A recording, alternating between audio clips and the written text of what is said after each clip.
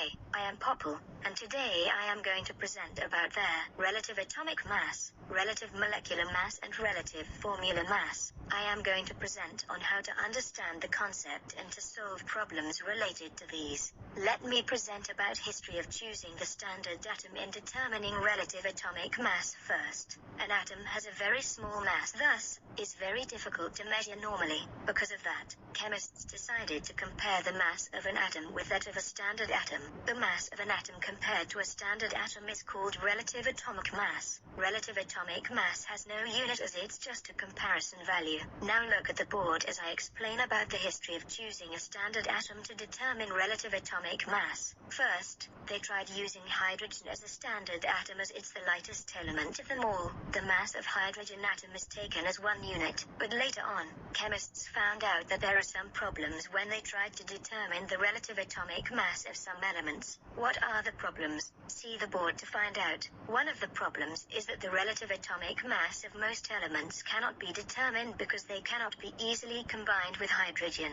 Besides that, hydrogen is not that easy to handle either. Therefore, in 1961, carbon-12 was accepted to be the standard atom. Why? Look at the board to find out. Carbon-12 is chosen as the standard atom because it's a solid at room temperature. Carbon-12 can also be handled easily, and the relative atomic mass of carbon-12 is exactly 12.0, thus it won't create any problems. Based on the carbon-12 scale, the relative atomic mass of an element is defined as the average mass of an atom of an element compared to 1/12 the mass of one carbon-12 atom. Look at this sample question.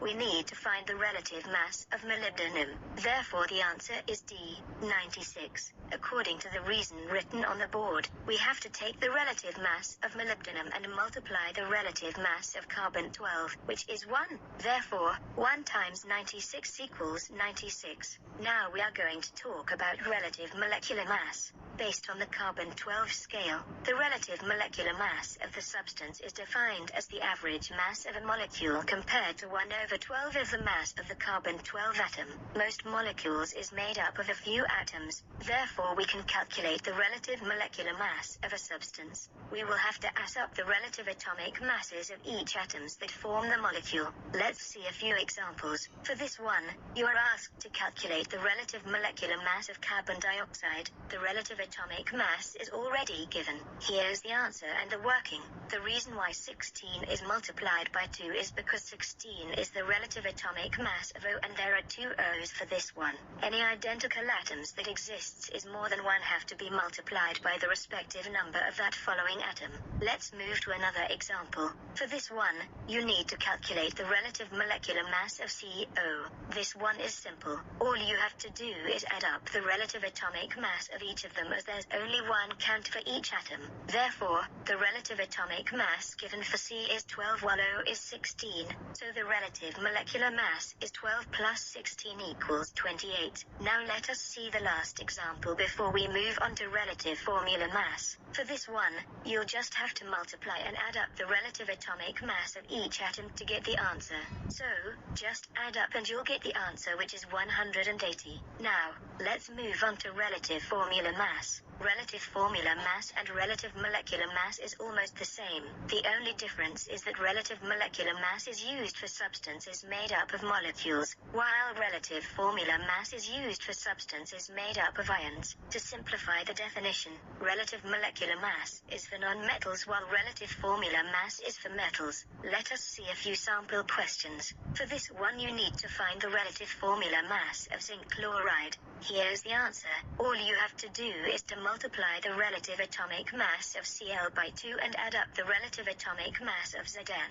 Let us move to another example. For this one, it's harder as you need to multiply more things. Let me show you the answer first. For this one, you'll have to multiply the relative atomic mass of Al by 2, multiply the relative atomic mass of S by 3 and multiply the relative atomic mass of O by 16, then add it all up. For the two different multiples, the ones inside and outside the bracket, you use the multiple in the outside bracket to multiply the relative mass of the first ion and vice versa.